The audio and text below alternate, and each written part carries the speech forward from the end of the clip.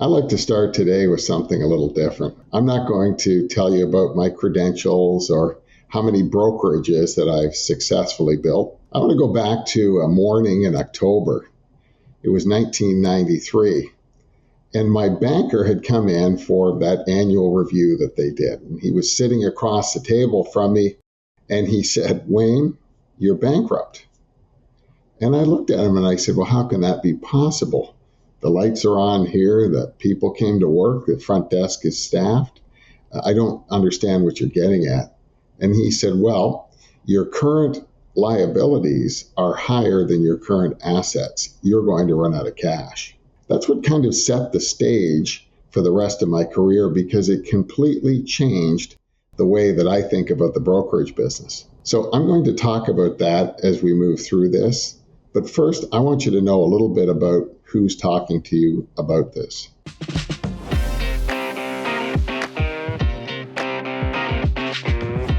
This is the Profitable Broker. My name's Wayne Einhorn. I'm a broker coach, and I'm also the president of Inner Circle Broker Coaching. I've been in the real estate industry for 40 years, and I've worked at every single level. I've been a successful agent. I placed the top 16 out of 1,600 agents at an independent that I started with. I've managed for that independent. I became a senior executive. I was an executive vice president. I've been a broker owner. I built a large brokerage and sold it. I've reported to boards. I reported to Manulife Financial when we sold a company to Manulife, one of the Fortune top 100 companies. I've done a lot in the real estate industry, but here's what I've noticed. I've noticed that brokers get in this business. They invest everything. They mortgage their houses. They spend weekends and evenings. They miss Little League games, and they don't get the kind of results that they want to get out of this business. I've also noticed larger companies, multi-branch companies that can't scale. They get to a certain level and they hit a ceiling. And I wanted to make sure that we got information out for those folks as well. Because here's what I've noticed. When we go to trade events, when we go to kind of the events that are the big events held by franchises, held by associations, we never have real conversations. You know, the typical conversation I always joke around about in the bar goes like this. How's things going? It's going great, excellent, fantastic. Well, none of that is going to get you to where you want to go. It's not going to get any of us to where we want to go. The second thing that I've noticed is we never talk about failure. We never talk about all of the hurdles, all of the failures that we've had to overcome to get successful in the brokerage business. And here's what I know. I've met many, many, many of the most successful people in this business, and there isn't a single one of them that hasn't failed their way to success. When I look behind the scenes of the brokerage business, I find a lot of people who are frustrated, a lot of people who are exhausted, and a lot of people who really aren't getting the results that they're after. They feel lonely and out on an island somewhere because there's nobody to talk to. If that's you, then this podcast is you. I want to bring together people who become successful so we can all talk about the difficulties we've overcome and how to become successful in this business. You know, when I got into the real estate brokerage business, actually when I got into the sales business, and I think most of us started as salespeople, I had big goals and big dreams. And the real estate industry has been fantastic for me and my family. It really has been great. It's given us so much. I want to make sure that everybody has access to that. If you're struggling as a broker owner and you want to become profitable, I want you to find out how. If you're running a large multi-agent company and you don't know how to go further, I want you to have access to that information. This podcast is definitely for you. Let me take you back to the beginning. It was 1984 and I started in real estate. But really it started before that. It started with a book when I was 16 years old. I was born in 1965, so that would have been 1981. And the book was called See You at the Top. It was given to me by a lady named Barb Bangay, a family friend, and she wrote in the book that I could do anything. And if any of you have ever read Zig Ziglar's book, See You at the Top, and if you haven't, I would recommend it. Zig really talks about the fact that you can do anything. It's a little bit like Think and Grow Rich. The message conveyed is that whatever you can believe, conceive, and believe, you can achieve. And I got to tell you, I believed it. And it set in motion some goal setting, some dreaming, some vision for me that I wanted to make happen. And, interesting twist to that story.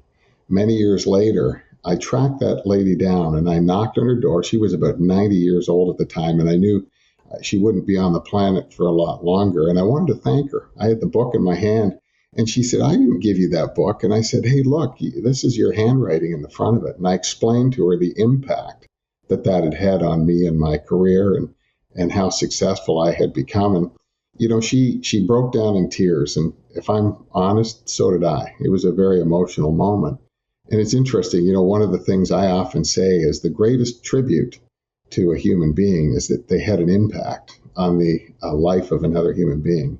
And Barb certainly had an impact on my life. So there it was, 1984, and I was getting into real estate. I was 19 years old. I had a cheap $80 suit. I bought a beat-up old Lincoln Continental because somebody told me that real estate people drove Lincolns.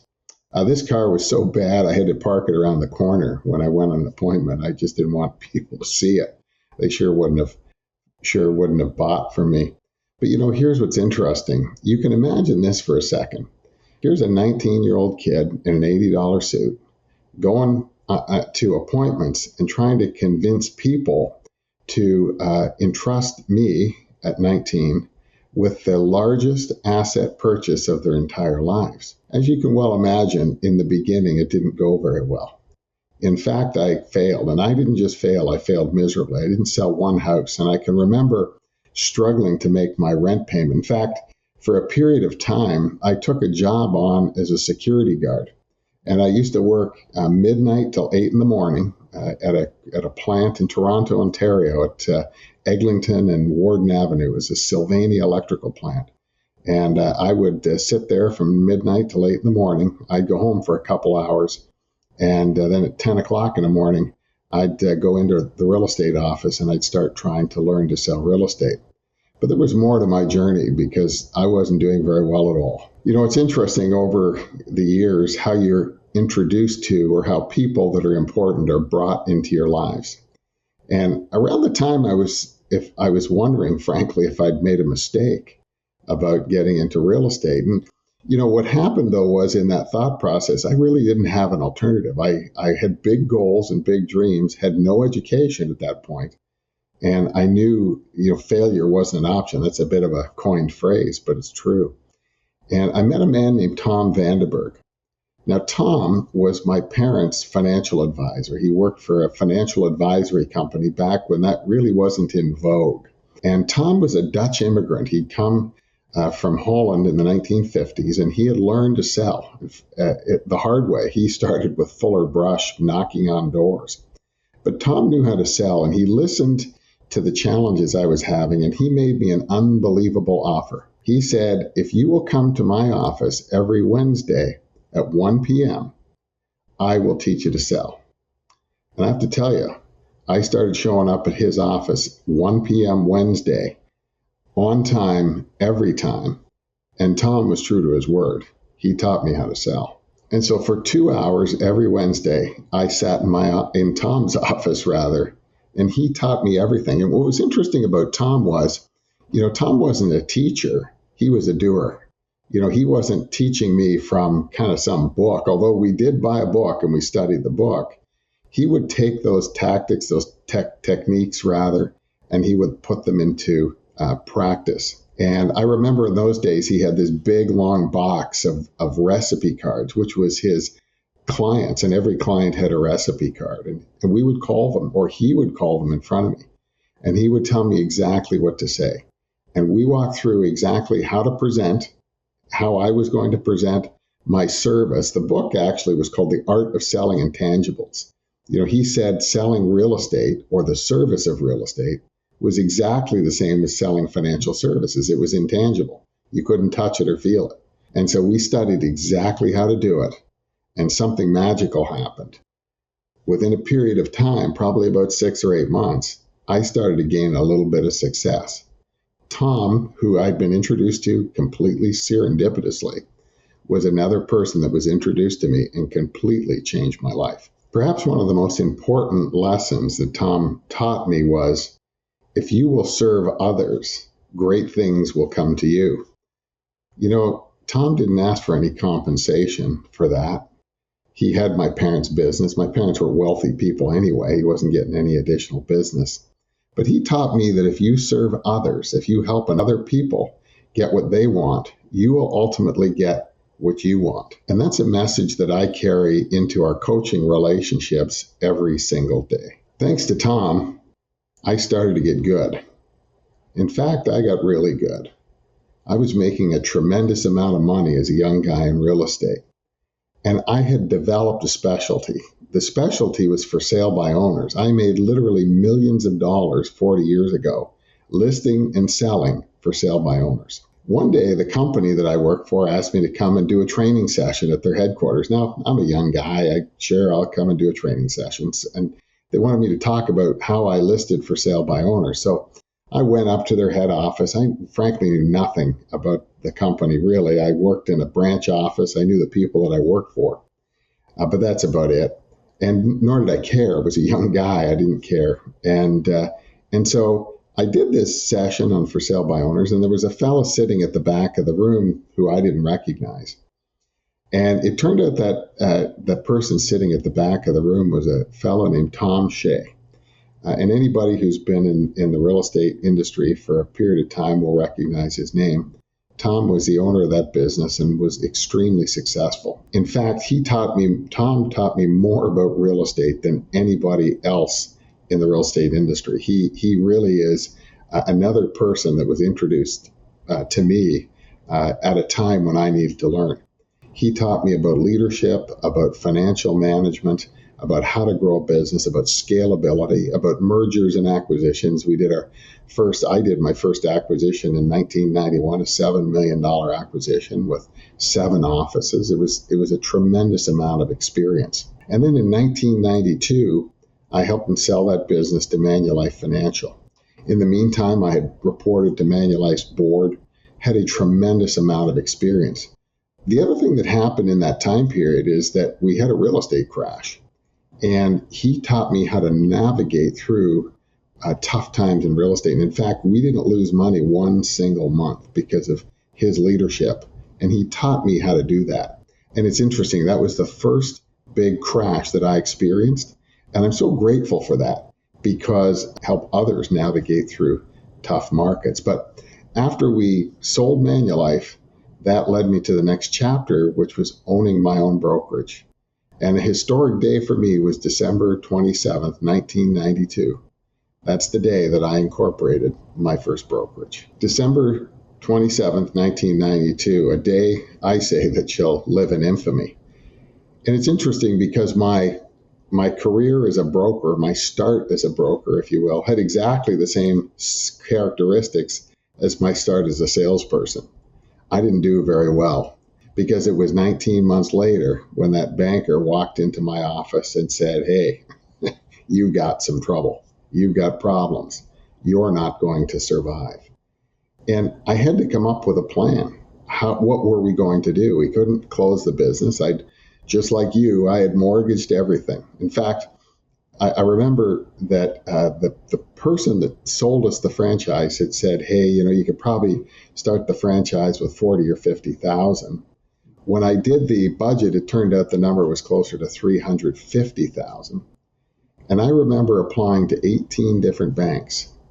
17 said no, and the 18th said yes, and they really shouldn't have.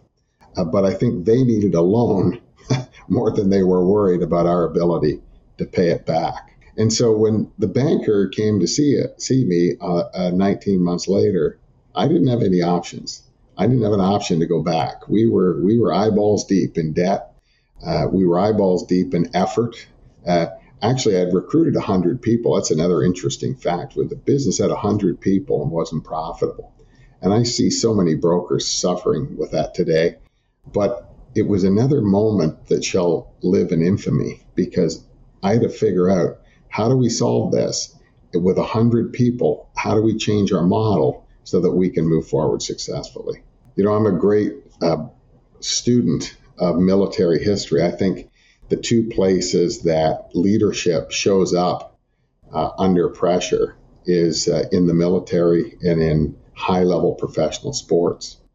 And when I was confronted with this problem, I remember thinking about a speech that Winston Churchill gave. In fact, I have Winston Churchill's book of speeches. It's quite excellent in terms of how he led the British through the darkest period of World War II.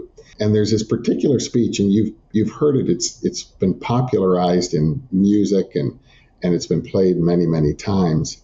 But it was during the Battle of Britain, in the darkest hours of Britain's entry or attack, the attack on Britain in World War II, when the RAF was reduced to nothing. The Luftwaffe was bombing England, bombing London every single night. And Winston Churchill came on the radio, on BBC, on the national radio, and I'll never forget this. He said, when I heard it, he said, "We shall fight on the seas and oceans. We shall defend our island, whatever the cost may be. We shall never surrender." And, I think about that sometimes today when I'm faced with a difficult situation. We shall never surrender. And so I had to take a crash course in how to run a brokerage. And what I mean by how to run a brokerage, financially, how to run a brokerage. I knew how to recruit people, but I didn't know how to financially make it work, financially make it profitable. And I needed to take a crash course fast in how to do that in order for us to survive. So I'm telling you this story for two reasons. The first reason is that you're not alone, that if you're experiencing problems with cash flow, your agents are leaving, they want better commission splits, the pressures, your margin is declining, the market number of transactions is not where it has been for a long, long time. We've got all of these problems. We've all dealt with them before. That's the first thing I want you to realize is that you aren't alone, and that we've all failed. I said at the outset that I've never met somebody in this business who hasn't failed their way to success, and that includes me. And so I want you to know that, hey, you're in good company. And the second thing that I'd like you to know is that the answers are available, that there's a percentage of the industry that has figured out the problems and who have created incredible opportunity in the real estate industry. I want to put this thought forward for you to consider. Sometimes I hear people say, "Oh my gosh, the good old days of real estate. Remember when agents were on 50-50? Remember, when we used to keep 50% of the commission? Those were the good old days." I want to tell you something. I was involved in real estate in the good old days. I looked at the income statements of real estate brokerages in the good old days. And here we are 40 years forward. And I want to let you know something else. There is nobody in the industry, full stop, that looks at more financial statements from different brands, from different models. Nobody in the industry that looks at more financial statements than me. I look at the most. I look at literally dozens and dozens and dozens of financial statements every single month. And here's what I know. There's more money to be made in the real estate industry today than ever before in the history of real estate. It's exactly like the agent business. Back when I started in real estate, there was one agent I remember made $1 million, and we darn near shut the company down and had a parade. Well, today, $1 million is a very admirable achievement, but it's not unique. There's a lot of agents making $1 million. Exactly the same thing happens to brokers. The brokerage industry has more opportunity for profitability, and I'm seeing more profit than ever before. And it's really important for you to know that. And so if we know that's true, if we know there's more opportunity, the only question is, how do we get there? And that's what I want this podcast to be about. And I want it not to be about me telling you how to get there. I want it to be about some of our clients, some of our members that have implemented what we talk about and have made it happen, who've come from where you are today and have built incredible businesses, have started with 5 agents and got to 150 if their goal is to have a mid-size multi-office organization, If they started with 20 offices and today are at 65 offices, if they want large multi-office organizations, it's all there for you. And I want you to hear it from the horse's mouth. So if we know that to be true, that there's more opportunity than ever in this industry, the question is, how do we get to it? And so here's what I want this podcast to be about. I don't want it to be about me telling you how to do it. I want it to be about people like our members who have started with companies, with small companies, with 5 agents that have grown to 150 for people that want to have mid-sized multi-office companies. I want it to be about people who started with 20 or 25 offices and today are at 65 offices. So if you want to build a large multi-branch company, you'll learn about that too. I want it to be about industry leaders, about people outside of our circle who I get to talk to on a regular basis, who are incredibly successful, who have overcome unbelievable odds, and who have a completely different way of looking at this industry that's going to be valuable to you. I want you to be able to get all of that from this podcast. And hey, if today's episode hit home for you, please subscribe or follow. I know you'll get value from the following episodes. It's the stuff you really just can't hear anywhere else. Again, I'm Wayne Einhorn. This is The Profitable Broker. Real conversations about what it takes to be successful in the brokerage business. And we're just getting started. Let's go.